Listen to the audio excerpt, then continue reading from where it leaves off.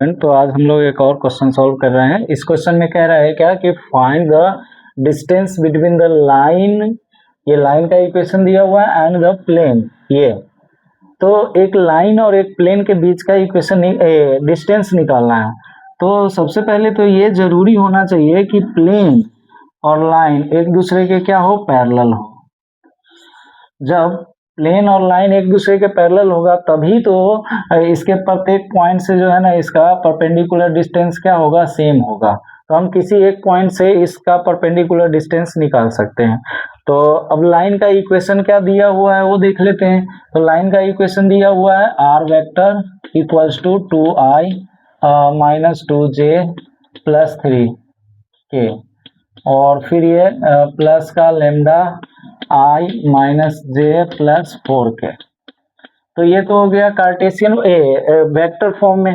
अगर मैं इसका कार्टेशियन फॉर्म लिखूं तो इसका कार्टेशियन फॉर्म बन जाएगा क्या, ये x माइनस ये वाला 2 हो जाएगा, अपॉन में इसका क्या बनेगा, तो ये 1 इक्वल्स टू y, और ये माइनस माइनस प्लस का 2 हो जाएगा, अपॉन में इसका हो जाएगा कोऑर्डिनेट कोएफिशिएंट, तो माइनस का 1, और ये z माइनस का ये 3 हो जाएगा, और ये y में 4 होगा।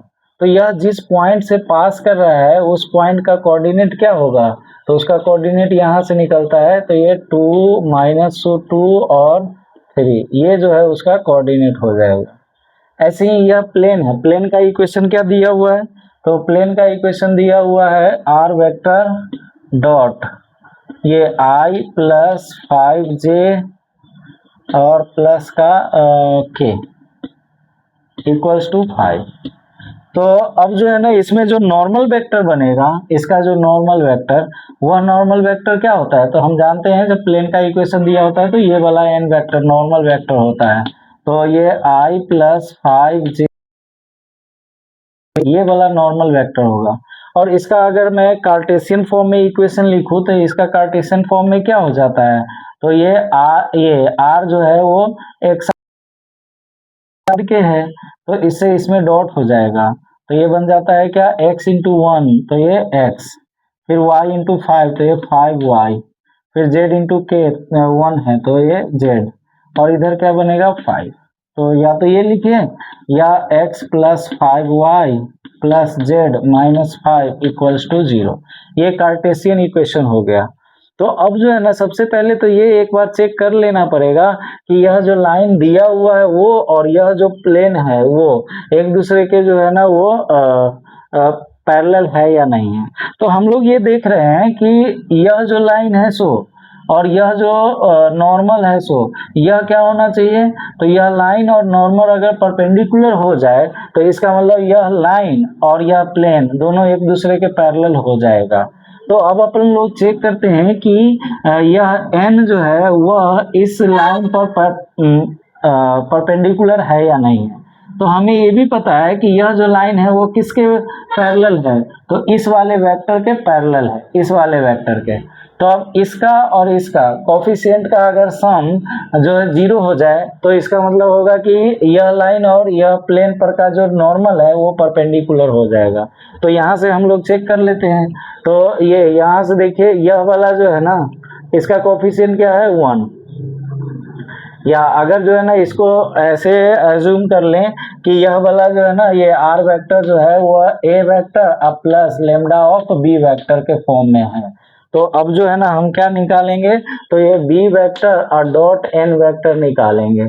तो इसका वैल्यू आ जाएगा, बी तो है, बी हो गया आई माइनस का जे प्लस 4 का के और डॉट, और ये एन हो गया आई प्लस 5j प्लस के। अब इसका डॉट करते हैं तो ये 1 इंटू 1 तो ये 1:1 हो गया, फिर ये -1 ये 5, फिर ये 4 ये 1, तो ये हो गया 1 माइनस 5 प्लस का 4, तो ये 5 माइनस 5 मतलब 0। इसका मतलब है कि b जो है वह परपेंडिकुलर है n पे, मतलब नॉर्मल जो है वह इस लाइन पर परपेंडिकुलर है। तो इसका मतलब तो ये हो गया कि अगर यह लाइन इसके पैरेलल है तो इसके प्रत्येक पॉइंट से जो है ना जो डिस्टेंस होगा वो सेम होगा। अब ये वाला पॉइंट से हम लोग डिस्टेंस निकाल लेते हैं, इस लाइन तक का इस प्लेन तक का डिस्टेंस निकालते हैं। तो जो डिस्टेंस होगा तो डिस्टेंस वाला फॉर्मूला यूज कर लेंगे। तो डिस्टेंस क्या आएगा, तो डिस्टेंस जो है वो इस पॉइंट को, ये कार्टेशियन वाला फॉर्मूला यूज कर लेते हैं। तो ये इस पॉइंट को इस प्लेन में रख देंगे, मतलब x के जगह पे ये 2 रहेगा, तो ये 2, फिर y के जगह पे ये -2 आएगा, तो 5y इंटू -2, और फिर ये z के जगह पे 3 आएगा और माइनस का 5। अब y में क्या आता है, तो रूट अंडर x का जो कोफिशिएंट होता है उसका स्क्वायर, y का जो कोफिशिएंट होता है उसका स्क्वायर, और z का जो कोफिशिएंट होता है उसका स्क्वायर। मॉड लगा देते हैं क्योंकि डिस्टेंस तो हमेशा ही पॉजिटिव आना चाहिए।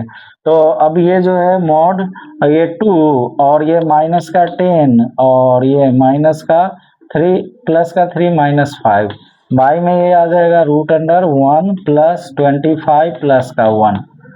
तो अब अगर देखें इसको तो ये कितना बनेगा, 15 और प्लस का ये 5, मतलब इससे तो ये समाप्ति कर लीजिए। तो ये -10, अब बाई ये आया रूट अंडर 27।